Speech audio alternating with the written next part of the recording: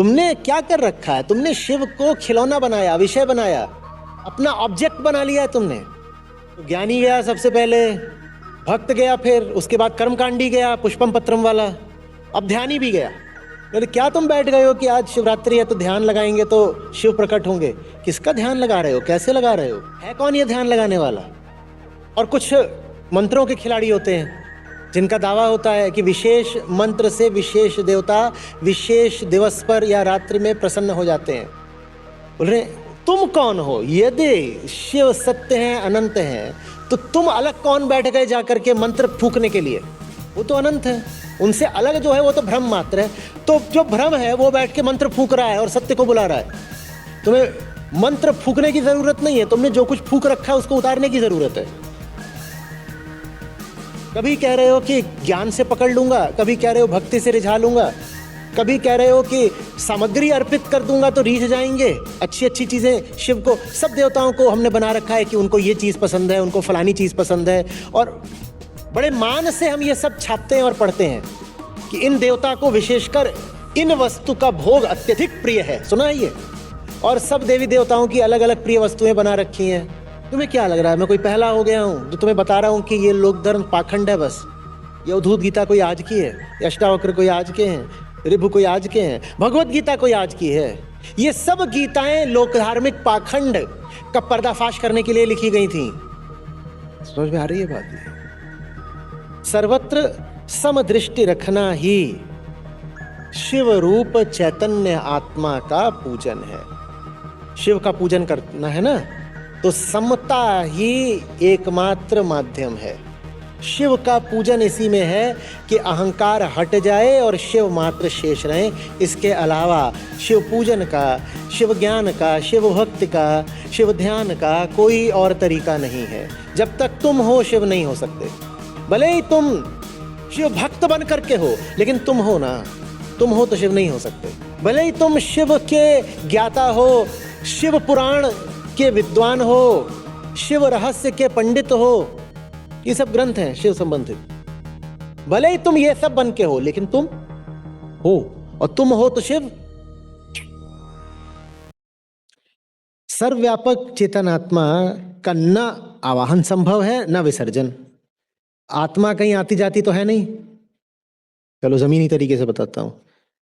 तो कहां से तुम उसको आमंत्रित करके बुला लोगे कि आमंत्रण है, आह्वान है, निमंत्रण है, आओ आओ आओ आओ, बुला लिया? कैसे बुला लोगे? वो अचल है।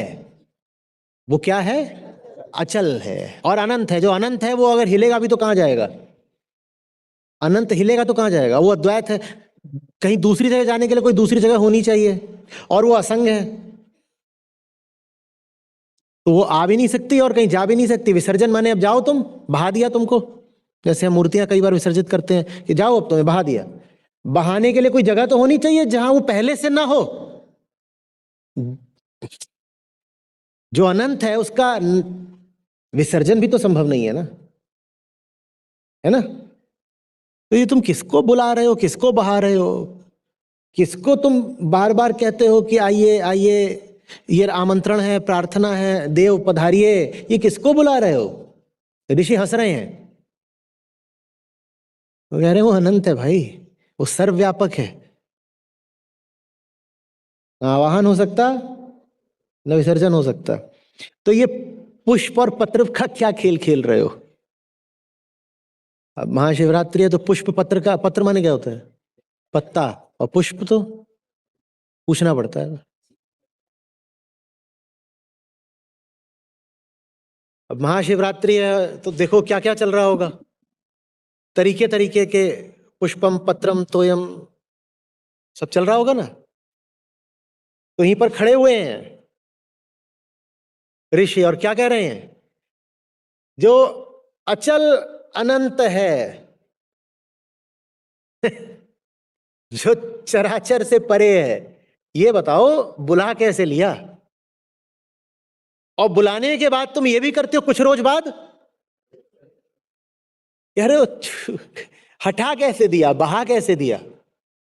किसको धोखा दे रहे हो? धर्म के नाम पर क्या कर रहे हो?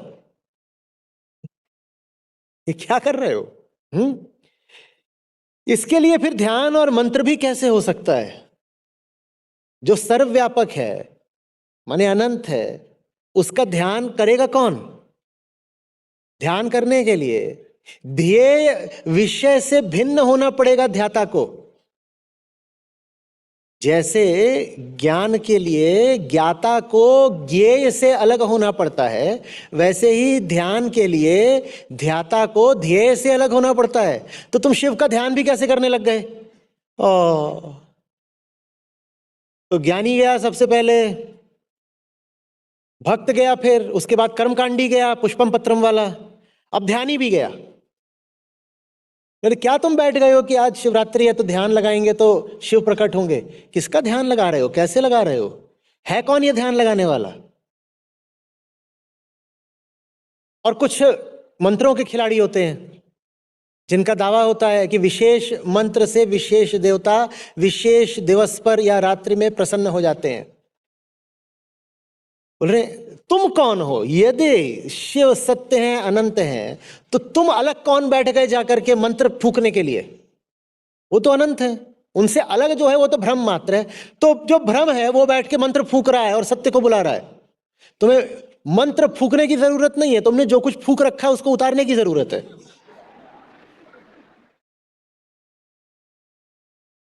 तुमने क्या कर रखा है? तुमने शिव को खिलौना बनाया, विषय बनाया, अपना ऑब्जेक्ट बना लिया है तुमने। कभी कह रहे हो कि ज्ञान से पकड़ लूंगा, कभी कह रहे हो भक्ति से रिझा लूंगा, कभी कह रहे हो कि सामग्री अर्पित कर दूंगा तो रीझ जाएंगे। अच्छी अच्छी चीजें शिव को, सब देवताओं को हमने बना रखा है कि उनको ये चीज पसंद है, उनको फलानी चीज पसंद है, और बड़े मान से हम ये सब छापते हैं और पढ़ते हैं कि इन देवता को विशेषकर इन वस्तु का भोग अत्यधिक प्रिय है। सुना है ये? और सब देवी देवताओं की अलग अलग प्रिय वस्तुएं बना रखी हैं। तुम्हें क्या लग रहा है मैं कोई पहला हो गया हूं जो तुम्हें बता रहा हूं कि ये लोक धर्म पाखंड है? बस ये अवधूत गीता कोई आज की है, अष्टावक्र कोई आज के हैं, ऋभु कोई आज के हैं, भगवत गीता कोई आज की है? ये सब गीताएं लोक धार्मिक पाखंड का पर्दाफाश करने के लिए लिखी गई थी। पर लोक धर्म तब भी व्याप्त रहा, बली रहा, प्रचलित रहा। आपकी अनुकंपा।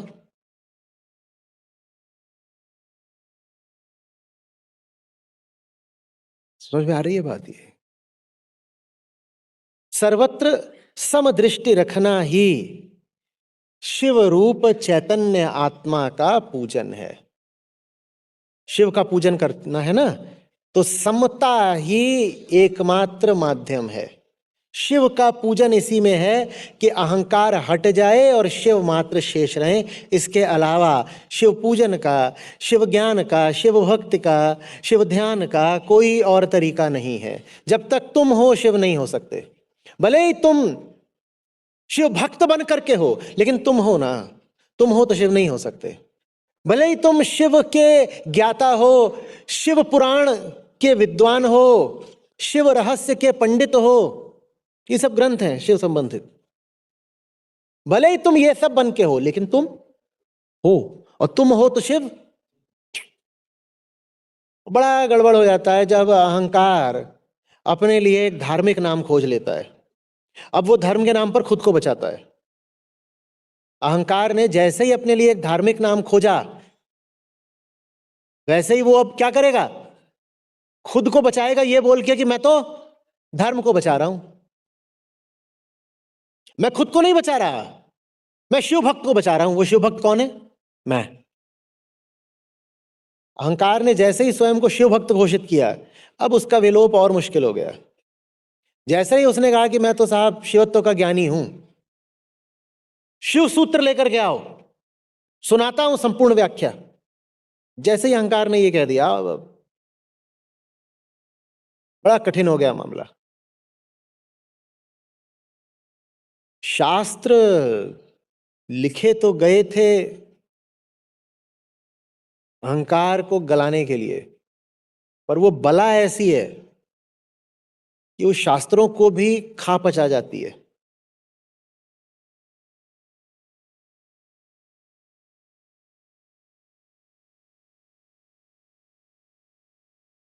एकमात्र विधि क्या है महाशिवरात्रि पर शिव पूजन की?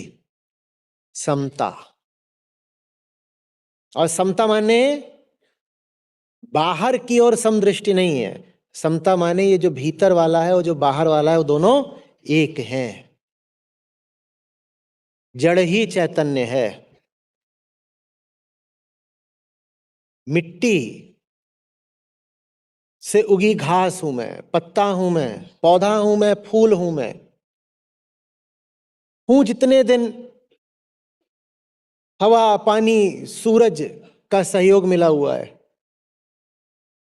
फिर एक दिन जैसे उगा था वैसे ही झड़ जाऊंगा। तो मृत्यु नहीं है, पुनर्चक्रण है। जैसे झड़ा वैसे ही फिर खड़ा हो जाऊंगा, इस रूप में नहीं तो किसी और रूप में, किसी और रूप में। बड़ी मजेदार सी बात थी। तार्किक तौर पर लीजिएगा, उसमें मैं कोई भावनात्मक अंधविश्वास नहीं सुना रहा हूं आपको। अब यहाँ बोधस्थल में 8 साल, करीब 8-9 साल हो रहे हैं, तो कम से कम 6-7 खरगोश हैं जिन्होंने बोधस्थल में ही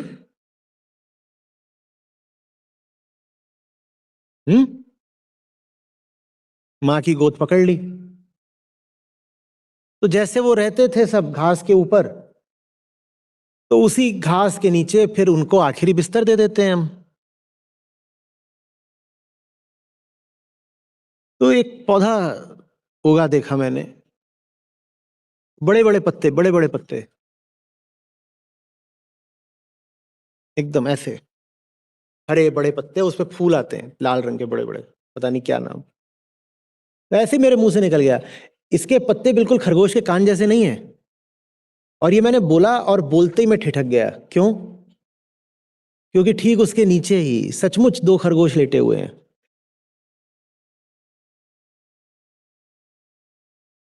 कौन कहाँ चला जाता है? कोई कहीं जा ही नहीं सकता। तुम ऐसे जाते हो, वैसे वापस आ जाते हो। मम्मी की गोदी है, कभी इस करवट सर करके लेटते हो, कभी उस तरफ सर करके लेट जाते हो। इधर को लेटते हो तो दुनिया गाना बजाना कर लेती है, बधाई हो मुन्नी पैदा हुई है। और उस तरफ को सर कर लेते हो तो दुनिया शोक मनाने लगती है कि अरे अरे अरे ब्रह्मलीन हो गए। ब्रह्मलीन क्या हो गए? ब्रह्म कुछ नहीं, माता जी हैं। मरने से ब्रह्म का क्या संबंध है?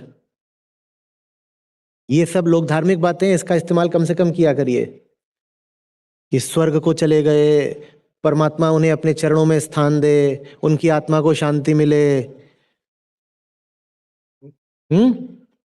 और क्या क्या होता है?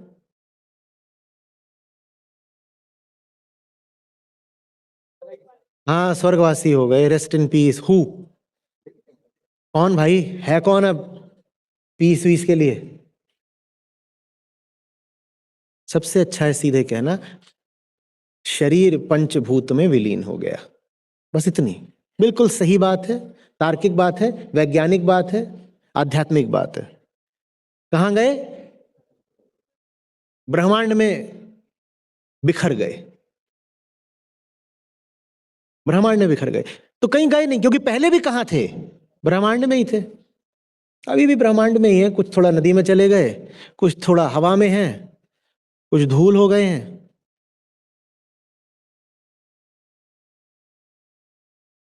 समझ में आ रही है बात? ये यही है समता।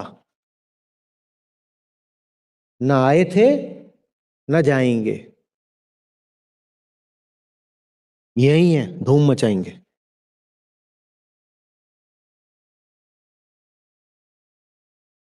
कहें कबीर, सत्य वो पथ है जहां फिर आना और जाना नहीं।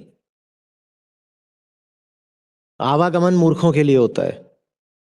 आवागमन उनके लिए होता है जो बहुत ढोल बजाते हैं, अरे अरे वाह वाह वाह, मजा आ गया, कुछ नया हो गया, नई शुरुआत हो गई, ये हो गया, वो हो गया।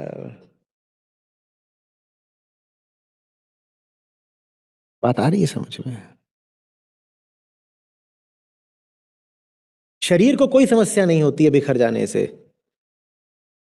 सारी समस्या किसको होती है? अच्छा, अहंकार को क्यों होती है?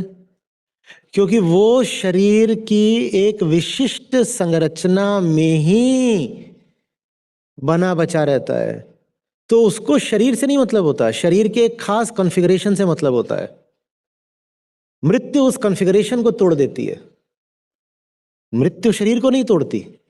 आपके शरीर का एक एक अणु इसी ब्रह्मांड में रह जाना है, कहीं नहीं चला जाता, पर मृत्यु किसको तोड़ देती है? एक खास संरचना, और अहंकार उस संरचना से ही पैदा होता है। तो वो इसलिए चिल्लाता है, खूब रोता है कि मेरा क्या होगा, मेरा क्या होगा, मेरा क्या होगा। पर तू तो पहले ही भ्रम था, तेरा क्या होगा? तू तो पहले ही था ही नहीं, तो तेरा क्या होगा? समझ में आ रही है बात? बोर्ड का रिजल्ट निकला और नुन्नू लाल रो रहे हैं, मेरा क्या होगा? तो क्या जवाब दोगे? तूने तो बोर्ड्स दिए ही नहीं, तू काहे को रो रहा है? अहंकार का ऐसे ही है, मौत आ रही है, मौत आ रही है, मेरा क्या होगा? तू तो कभी था ही नहीं, तो तेरा क्या होगा? ना तू बच सकता, ना तू मर सकता, तू तो है ही बस मिथ्या, भ्रम। तो ये तो छोड़ दे कि तू मर सकता है, तुझे बचाया भी नहीं जा सकता, तुझे मारा भी नहीं जा सकता, तुझे बचाया भी नहीं जा सकता। जो ऐसा हो जाता है उसकी हस्ती में आपको फिर शिवत्व दिखाई देता है। हमारी कथा परंपरा में हमने जितने पात्र रचे उनमें शिव एक अर्थ में बड़े विशेष हैं। अल्हड़पन, पाका मस्ती, बेपरवाही, कोई लेना देना नहीं, और एक जबरदस्त सेंस ऑफ ह्यूमर। समझ में आ रही बात? शिव के चरित्र में ये जो गुण डाले गए, ये शिवत्व की ओर कुछ इशारा करते हैं। प्रकृति के साथ समता, नहीं चाहिए महल। बाकी सब देवता लोग क्या करें? महल बनाकर बैठे हैं, ये करें। शिव का क्या है? ऐसे ही, ऐसे ही। और अभी हम शिव के चरित्र की बात कर रहे हैं, अभी हम महादेव के किरदार की बात कर रहे हैं, पर उसमें भी विशिष्टता है।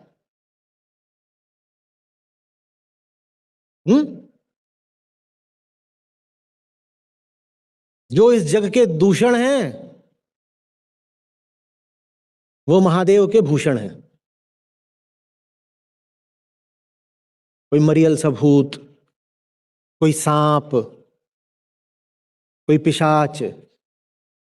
तथ्य की तरह इनको मत ले लो कि अच्छा पिशाच कहाँ होता है, भूत कहाँ होता है। प्रतीक की तरह लो तो समझ में आएगा कि इशारा क्या किया जा रहा है।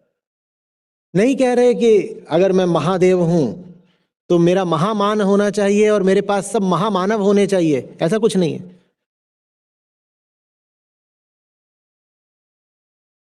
शिव विवाह की जो कहानी है उसमें यही है कि वो चलते हैं उमा को ब्याहने, तो वहां जाते हैं तो वो जो पिता होते हैं पार्वती के और माँ और वहाँ सब शहरवासी, वो लोग मना कर देते हैं, कहते हैं ये इतना बूढ़ा आदमी आ गया है और ये भूत पिशाच और अजीब अजीब जानवर लेकर के आ गया है, इससे थोड़ी अपनी सुकुमारी हम ब्याह देंगे।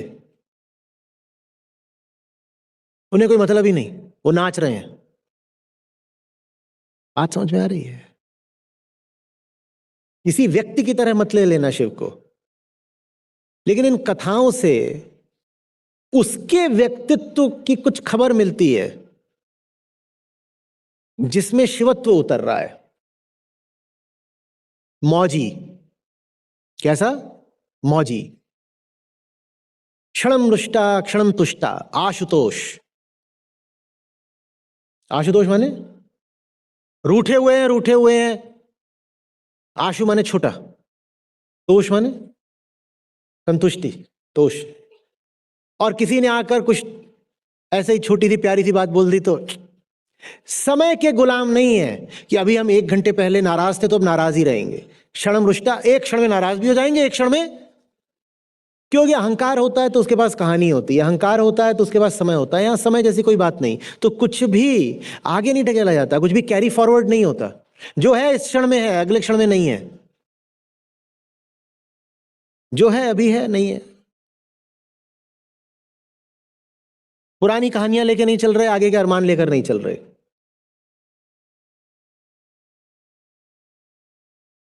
समझ में आ रही है बात ये?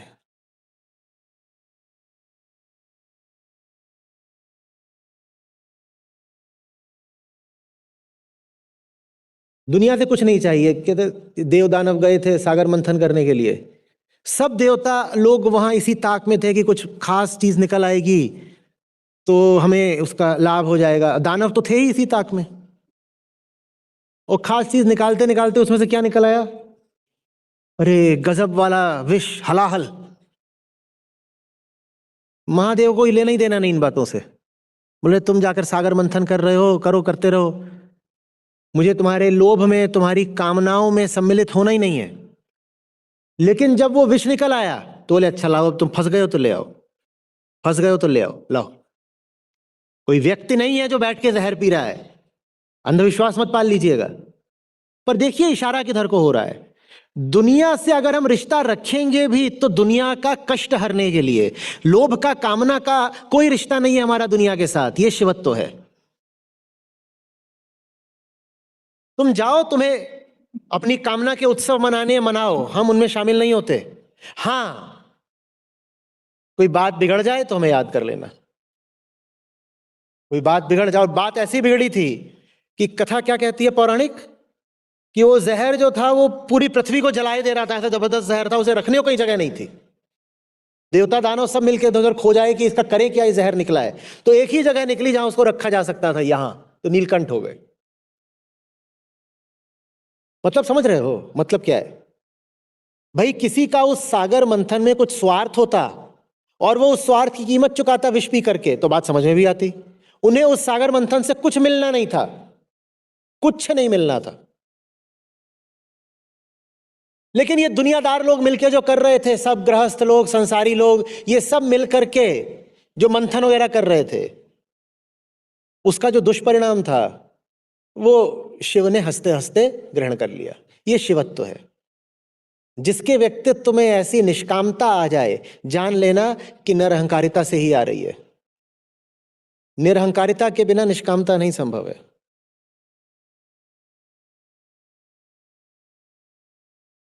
और अहंकार का हटना ही क्या है? समता। वही है शिवत्व।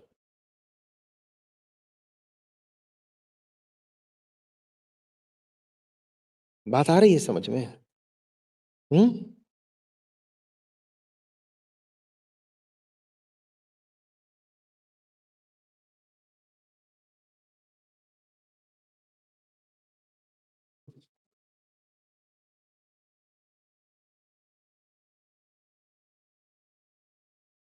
महाशिवरात्रि पर गीता किस किस को दरवाजा दिखा चुकी है? सबसे पहले किसको भगाया? ज्ञानी को। जो शिव को क्या बना के बैठा था? ज्ञान का विषय। और शिव को ज्ञान का विषय बना करके उसने किसको बचा लिया था? स्वयं को। शिव का अगर ज्ञान है किसी को तो मैं हूं वो ज्ञानी। मैं हूं तभी तो ज्ञान होगा। तो शिव का ज्ञान है और ज्ञान रखने वाला मैं हूं। सबसे पहले तो ज्ञानी को भगाया, फिर किसको भगाया? भक्त को भगाया, फिर किसको भगाया? कर्मकांडी को भगाया। वो क्या कर रहा था? वो ये सब फल फूल मिठाई पानी ये सब लेके आ गया था, दूध दूध लेके आ गया था कि इससे आज महाशिवरात्रि है तो इससे शिव प्रसन्न हो जाएंगे। उसको ही भगा दिया। फिर किसको भगाया? फिर किसको भगाया? अरे वो मांत्रिक को, जो कह रहा था कि मंत्र फूकूंगा तो शिव प्रकट हो जाएंगे या कामना पूरी हो जाएंगी। ठीक।